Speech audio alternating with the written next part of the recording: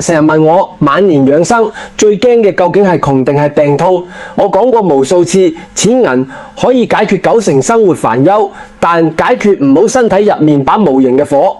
老人家最痛苦嘅，從來唔係衣食不足、唔自在，成日酸痛攰悶、體質虛弱，去醫院檢查又查唔出大問題，食藥又唔見好，斷斷續續能擾幾年甚至10幾年，呢種無緣無故嘅不適，係晚年健康最大嘅隱形殺手——慢性發炎。現代人好多誤解，以為發炎就係喉嚨痛、發燒、傷口孔主呢種明顯症狀，其實真正摧殘身體、折損氣息、拖垮五臟六腑嘅，長期潛伏嘅慢性發炎。呢把火唔係熊熊烈火，而係一份萬民細火，日日夜夜燒住你嘅血管、關節、腸胃同大腦，慢慢侵蝕身體機能。年輕嘅時候氣血旺盛，身體代謝快，可以抵擋；到咗50歲、60歲之後，氣血走下坡，代謝變慢，呢把積存多年嘅虛火就會徹底爆發，變成周身疼痛、手腳冰凍、失眠多夢、皮膚敏感、腸胃不適，就接踵而來。我接觸過無數長者個案，個個都話自己冇大病，就係周身唔舒服，日日捱住亞健康嘅折磨。西醫檢查報告永遠係輕微異常，無需大手術，不適從來冇消失過。究其根本就係體內慢性發炎長期未清，積少成多，由淺入深，慢慢拖垮整個體質。好多人一味依賴止痛藥、消炎西藥，啲表面症狀就係康復，殊不知只係暫時鎮壓火勢，底層嘅火種依然存在，遲早再次復燃，甚至越燒越烈。今日同大家講一個平價家常，人人都負擔得起，國際醫學界認證為天然消炎之王嘅養生食材生屋。大家千祈唔好睇小街市幾蚊一斤嘅普通生屋，呢一味尋常食材離藏住千年易經養生智慧，人體慢性發炎最溫和、最有效嘅天然良藥。黃大仙一位陳太，今年70有幾，年輕時候體質虛寒，常年受關節酸痛、胃寒腹寒困擾，多年嚟堅持用生用調理身體，依賴特效西藥。而家體質比好多50、60歲嘅中年人仲要好，精神飽滿，行動利落，少有病痛，足以見得生陽嘅養生功力，絕非空穴來風。易經講究天人合一，水火制衡，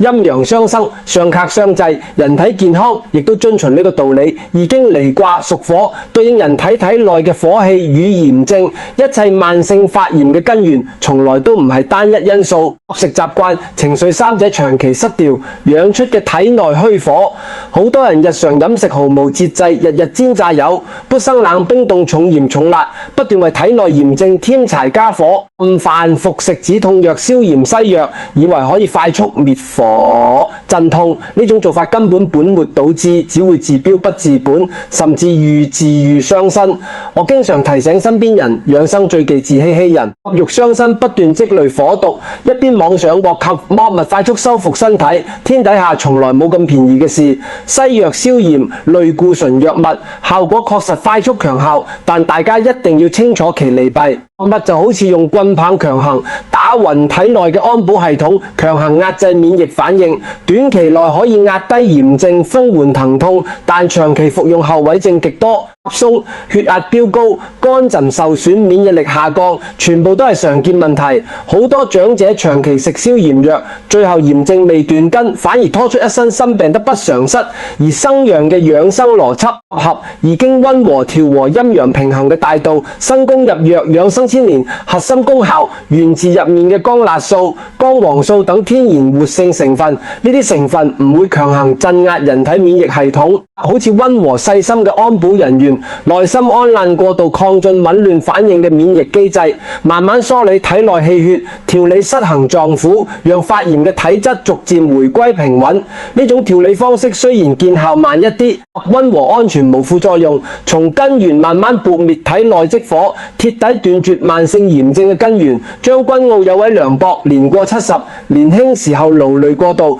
患上類風濕關節炎、關節紅柱疼痛，嚴重嘅時候連抬手行路都困難，多年嚟長期依賴類固醇藥物控制症狀。藥物雖然可以暫時止痛，但長期服用令佢骨質變疏、血壓不穩，體質越來越虛弱。風受寒就感冒不斷。後來聽從建議唔停西藥，循序漸進搭配薑茶、蜂蜜水日常調理，日日堅持飲用，調醒飲食作息。堅持大半年之後，體內發炎指數明顯回落，疼痛大幅放緩，仲可以喺醫生指導下逐步減少西藥劑量，擺脫藥物依賴，體質肉眼可見變得硬朗。呢個真實個案足以證明天然食材調理慢性炎症長遠嘅養生之道。已經有忌滯、未濟兩卦，忌滯代表水火平衡、陰陽調和、體態安康；未濟代表陰陽失序、水火不交、百病主生。所有養生從來都唔係一朝一夕嘅速效之功，而係日積月累嘅堅持。身體嘅慢性火毒係幾十年積翻嚟，自然唔可能靠幾日藥物、幾次調理就徹底清除。單嘅養生方法融入日常生活，持之以土，先可以慢慢調回體內陰陽平衡，實現真正嘅長壽安康。生薑作為平民養生聖品，用法多樣，簡單易操作。女老少春夏秋冬都可以靈活搭配調理體質，消炎降火。首先係最簡單最適合大眾日常堅持嘅生根蜂蜜水，呢個方子係我極力推薦嘅日常養生妙法，簡單功效全面，人人都可以輕鬆做到。只需要將新鮮生釀切成薄片，取幾片放入杯中，倒入滾水焗5分鐘左右，等釀味完全成出，待釀水溫度降到溫熱不乾口嘅時候，持純蜂蜜攪飲即可。呢度一定要提醒大家，千祈唔好落白糖，白糖性溫燥會加重體內濕熱火氣，抵消生燶嘅消炎散寒功效，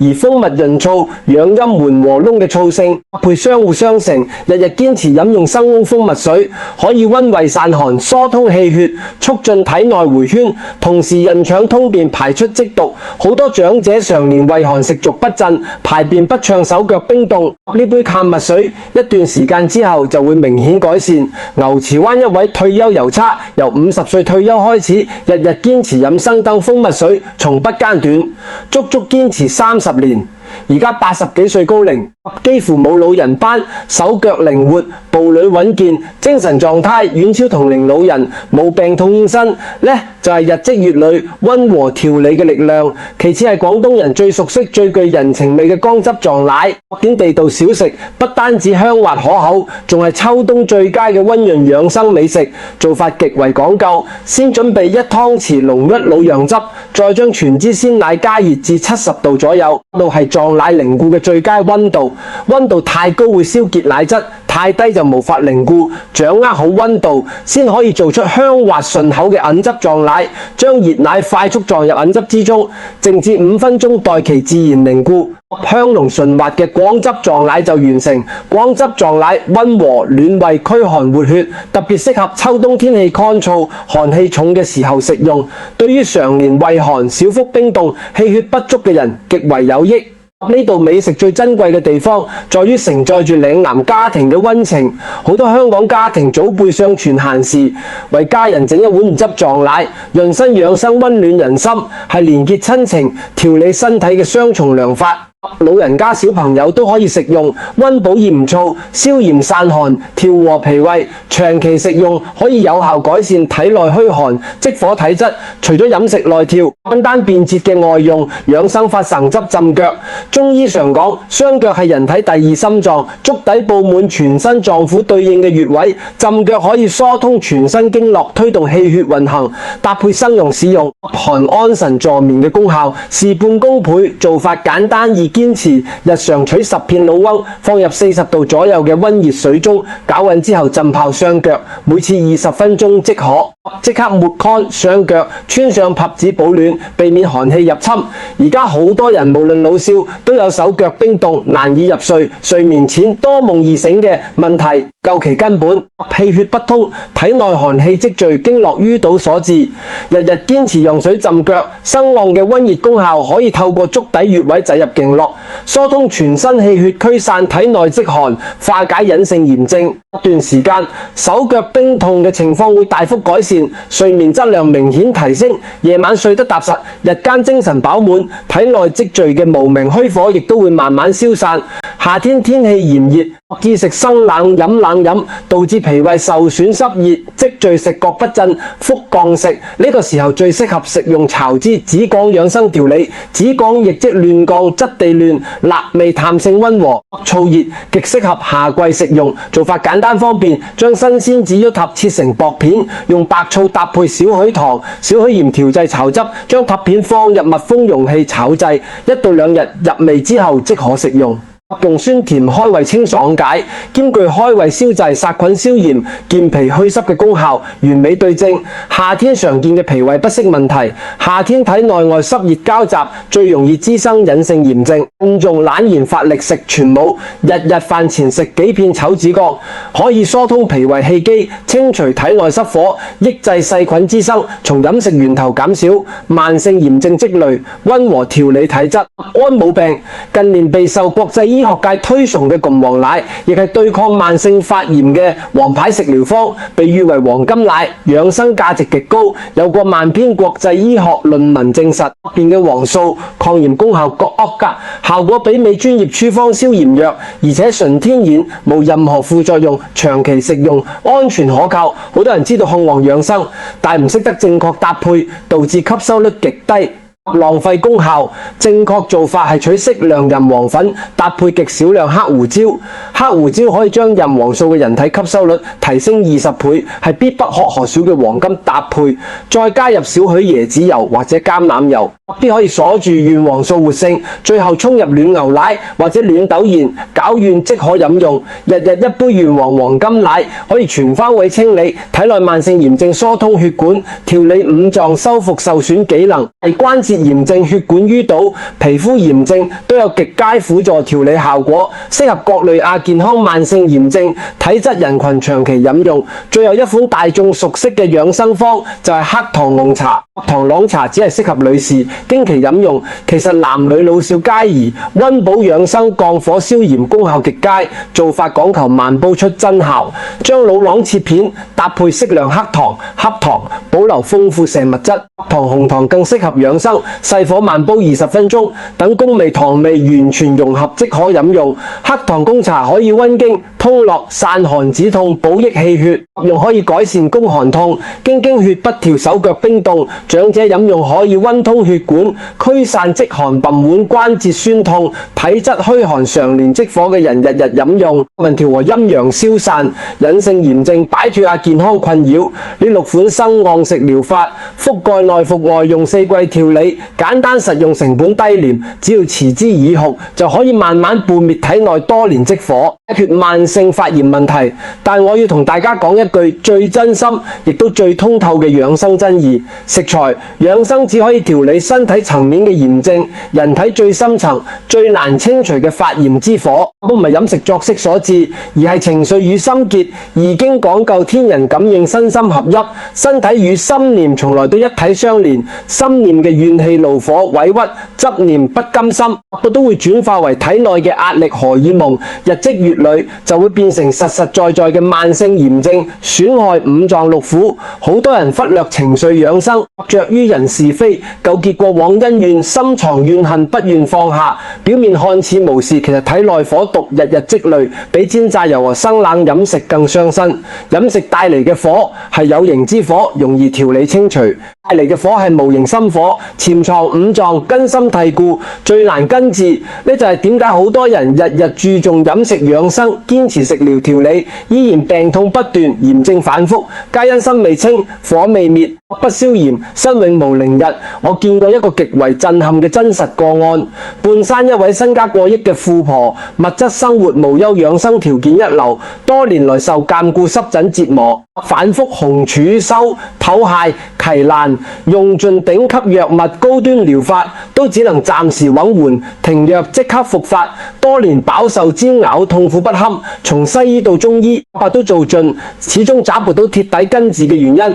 體內炎症反覆發作，無法斷根。後來心沒有嘅先至發現，呢位女士30年來心中一直藏住深重怨恨，放下當年前呼籲身邊好友嘅雙重背叛，幾十年日記掛，恩怨深藏怒火，執着不甘，表面生活風光，內心常年處於怨彈糾結、電腦嘅負面情緒之中，長期心念鬱結，受咗五臟鬱火難泄，最終全部反映喺皮膚之上，形成鑑顧難治嘅慢性炎症濕疹。身體嘅病症只係心念問題嘅外在投射。後來呢位女士聽從勸告，多年執念，原諒他人，和解自我，不再執着過往恩怨，慢慢調整心態，釋放心中鬱結，無需依賴特效藥物，僅3個月時間，常年新嘅鑑顧濕疹就康復70%。炎症指數大幅回落，長期失眠、煩躁、周身酸痛嘅問題亦都一噴好轉。呢個個案徹底印證已經身心感應嘅真理：慢病由心起，降火先降心。鑑顧慢性病、